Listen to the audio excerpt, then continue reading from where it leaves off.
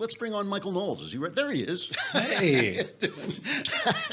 So Speaking of people unfit to serve in the Senate.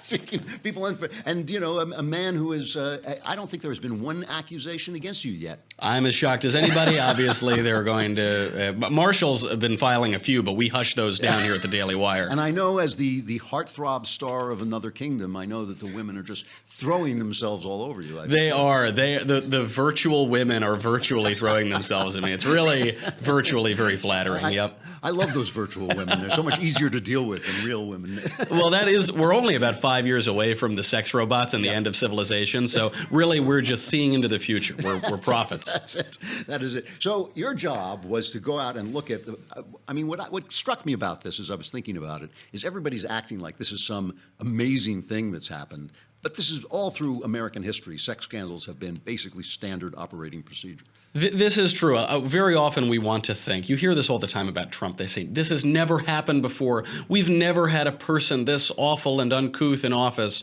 That isn't true. They said it even with Clinton, I guess. We've never seen anything like this before. It turns out that sex scandals are a pretty American institution. They've been around for a long time. I know I love this country for some reason. That's right. I will freely admit that they occur on both sides of the aisle. They've occurred in many parties that no longer exist. The country was founded by pilgrims up north and by vicious criminals in Jamestown. Yes. So there is this moralizing aspect to America and also this scoundrel aspect to America. Excellent point. So the first one is one of my favorite founding fathers, Alexander Hamilton.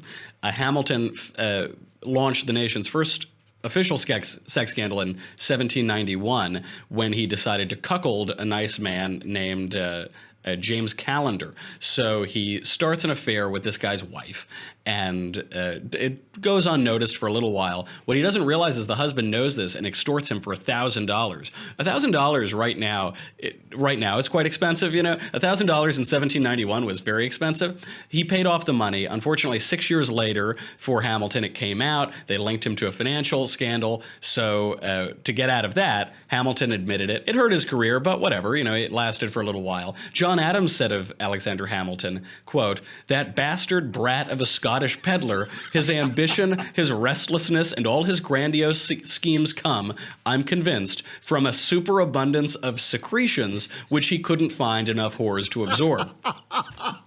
That's the second president. They say our rhetoric has come down, but it's actually lifted up above that. Yeah, that's the second president of the United States talking about the first secretary of the Treasury.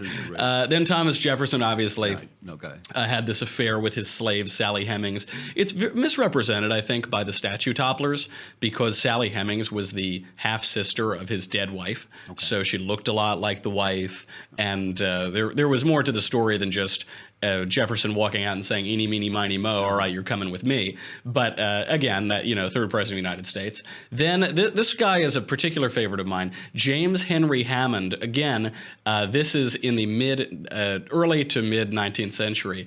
James Henry Hammond from the Nullifier Party from South Carolina, of course. He had a gay relationship with a college friend. Oh. Then he had a little dalliance with two of his teenage nieces. When this became a public knowledge in 1843, he was forced to withdraw from his race.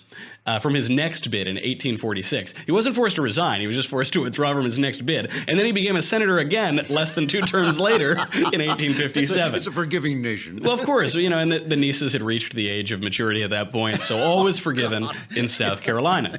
Then there's James Buchanan. James Buchanan, our bachelor president. He had a good pal named William Rufus King. Andrew Jackson apparently referred to King as Miss Nancy and Aunt Fancy. Wow. They lived together for 10 years. When this guy moved away to Europe, Buchanan was inconsolable and wrote about how he was going to go looking to woo other men. This was, quite a long time ago, long before the gay pride movements had reached America. Grover Cleveland fathered a bastard child. Now, when this became apparent, Grover Cleveland's opponents would come to his rallies and shout, "Ma, ma, where's my paw?"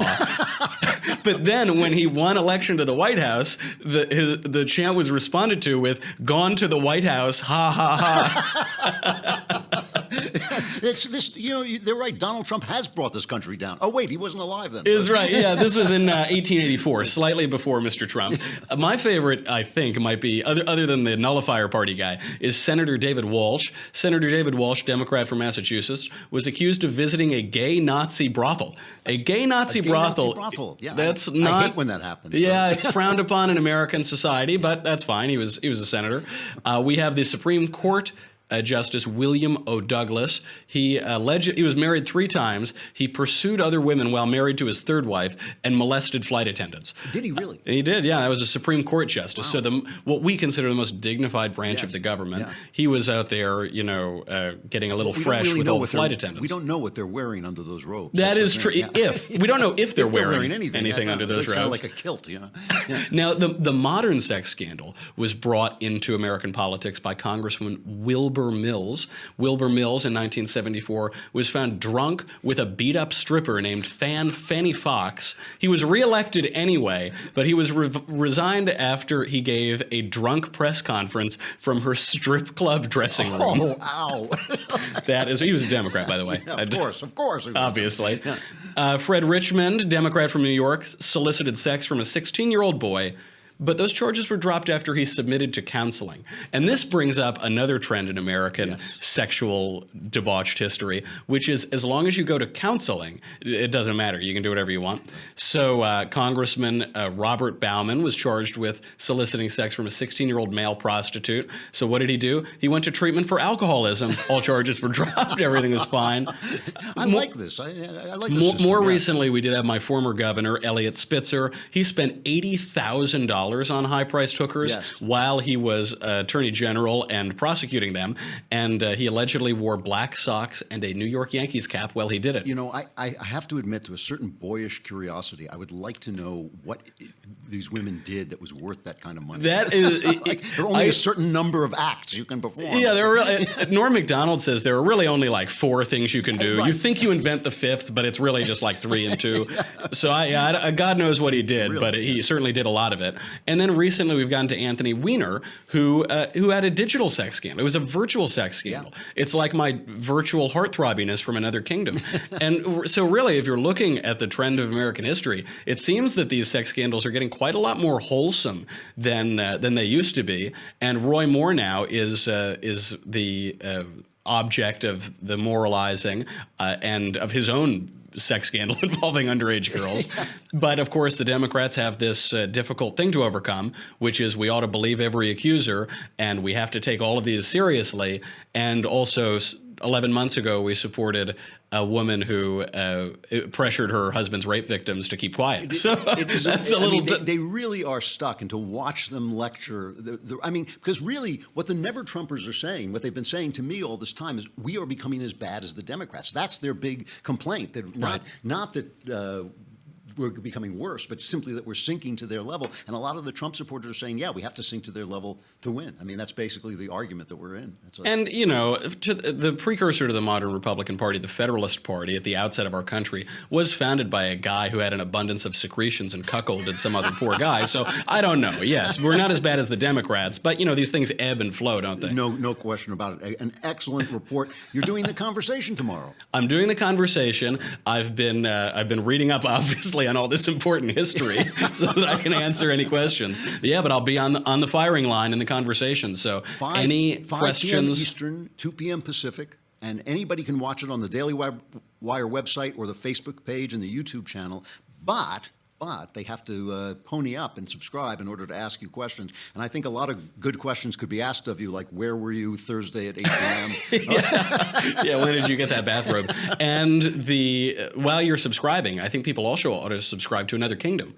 Absolutely. It's the last role I'm ever going to have in Hollywood, and so I really recommend it. We've got about a gazillion reviews already, so while you're at it, kill 2 birds with 1 stone. Absolutely, and I hate to admit it, but you're really good. I mean, it's a really good performance. Stop it! You're going to make me blush. Get out of here. It is a really fun story, and I think some of the reviews, at least like 5% of them, might be genuine. They're not just Russian robots. So yeah, people are enjoying the story. It's a really fun tale. It's hard to know which is crazier, Fantasyland or Hollyweird, but only one way to find out is to listen to the story. If this keeps up, you'll be able to have people watch you shower. It'll be very exciting. Knock on wood. Michael Knowles, The Michael Knowles Show is coming up next. Tune in. It's good to see you, Michael. I'll talk to you soon.